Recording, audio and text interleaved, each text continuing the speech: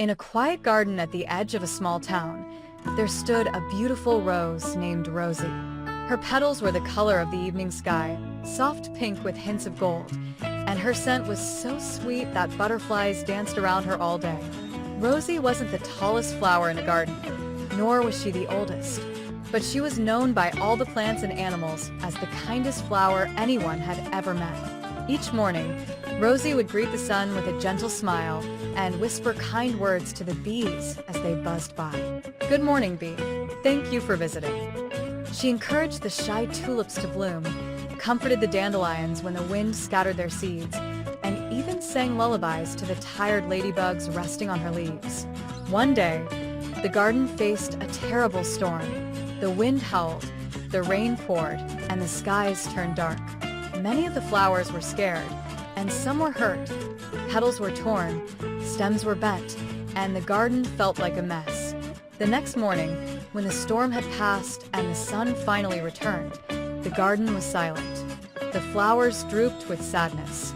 Rosie looked around. Her own leaves were torn, and one of her petals had fallen, but she didn't complain. Instead, she took a deep breath and said, "We're still here, and we can help each other grow again."